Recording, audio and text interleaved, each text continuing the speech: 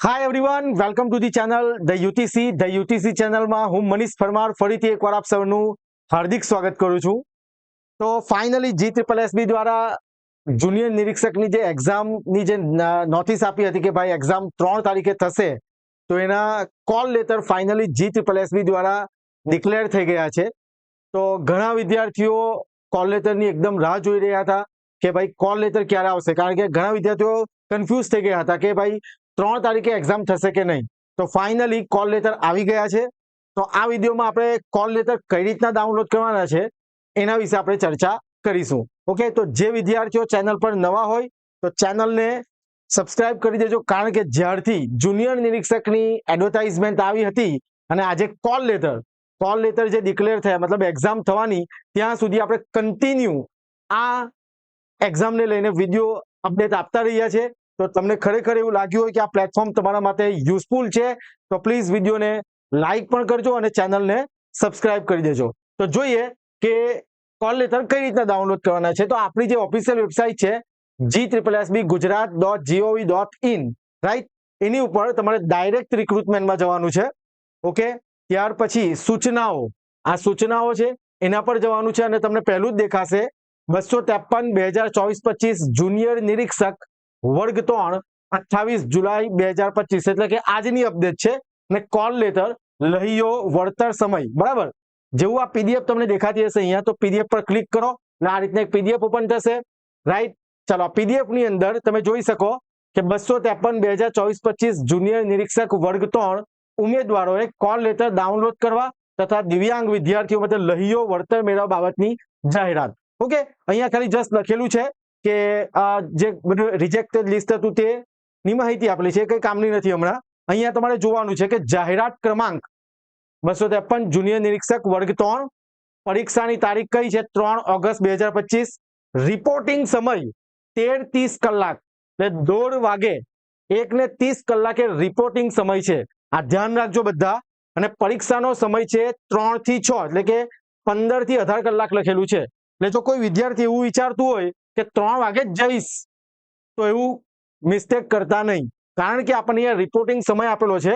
એની અંદર એ લોકો આધાર કાર્ડ થી લઈને ફિંગરપ્રિન્ટ એવું બધી પ્રોસેસ કરાવે છે. એ તમને ત્યાં ખ્યાલ આવી જ જશે. ડિજિટલ CBRT એક્ઝામ છે એટલે તમારી બધી જ વસ્તુનું વેરિફિકેશન થશે, બધા ડોક્યુમેન્ટ જોશે, કમ્પ્લીટ જોશે, એટલે કોઈ મિસ્ટેક કરવી નહીં. વિધાઉટ એની મિસ્ટેક, ટાઈમ બગાડ્યા વગર તમે 1.5 કલાકે પહોંચી જજો, બરાબર છે. એટલે તમને ખ્યાલ જે 1:30 વાગે પહોંચી જજો, એટલે કે જેથી તમને ખ્યાલ આવશે જે પ્રમાણે બોલાવતા જાય એ પ્રમાણે વેરિફિકેશન થશે. એટલે ટાઈમ બગાડ્યા વગર અને મોડું કર્યા વગર તમારે 1:30 વાગે કઈ તારીખે 3 ઓગસ્ટના રોજ પહોંચી જવાનું છે.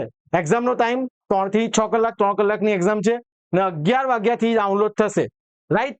કોલ લેટર ખ્યાલ આવે છે? 11 વાગે એટલે આજથી 28 જુલાઈ 2025 સવારે 11 થી 3 તારીખ સુધી કોલ લેટર ડાઉનલોડ થશે. ઓકે, હવે અહીંયા લખેલું છે, જો મંડળ દ્વારા આ પરીક્ષામાં ઉમેદવારોનું બાયોમેટ્રિક વેરિફિકેશન કરવામાં આવનાર હોય. બાયોમેટ્રિક વેરિફિકેશન મેં તમને કીધું ને, તમારો થંબ લેશે, ડોક્યુમેન્ટ ચેક કરશે. પ્રસ્તુત પરીક્ષામાં ઉપસ્થિત રહેવા માંગતા ઉમેદવારોએ ઉક્ત દિવસે કોલ લેટરમાં દર્શાવેલ કેન્દ્ર ખાતે ફરજિયાત પ્રમાણે ઉક્ત કોષ્ટકમાં દર્શાવ્યા મુજબના રિપોર્ટિંગ સમય હાજર થવાનું રહેશે. જો કોઈ ઉમેદવાર રિપોર્ટિંગ સમય બાદ પરીક્ષા કેન્દ્ર ખાતે ઉપસ્થિત થશે તો તેઓને કોઈ પણ સંજોગોમાં પ્રવેશ આપવામાં આવશે નહીં, જેની સર્વ ઉમેદવારે નોંધ લેવી. આ ધ્યાન રાખજો, એ લોકો ખરેખર એન્ટ્રી આપતા નથી આફ્ટર જે રિપોર્ટિંગ સમય ફિનિશ થયા પછી, એટલે કે પરીક્ષા ચાલુ થઈ જાય ને તો તમે એવું વિચારતા હોય કે હવે એન્ટ્રી મળશે, બિલકુલ મળશે નહીં. ખ્યાલ આવે છે? એટલે ધ્યાન રાખજો આ વસ્તુનું. CBRT એક્ઝામ છે એટલે વેરિફિકેશન કરશે જ કમ્પ્લીટલી. પછી આ MCQ CBRT પરીક્ષા છે, બરાબર. અને ખોટો જવાબ પડે તો 1/4 0.25 માર્ક નેગેટિવ છે, એ પણ બધાના આઈડિયા છે જ. બીજી બધી વસ્તુમાં હવે ઉક્ત ઉમેદવાર 28 જુલાઈના રોજ 11 કલાકથી, એ બી આપણે કીધું 15 મિનિટ પહેલા સુધી, કઈ તારીખ સુધી શું લખ્યું છે 11 કલાકથી પરીક્ષા શરૂ થયાના. ઓકે, એટલે 3 તારીખની વાત છે. ઓકે, હવે કોલ લેટર તમારે કઈ રીતના ડાઉનલોડ કરવાના છે તેના વિશે વાત કરીએ. તો અહીંયા સ્ટેપ આપેલા છે, એકદમ ઇઝી સ્ટેપ છે. કન્ફર્મેશન નંબર જોઈશે.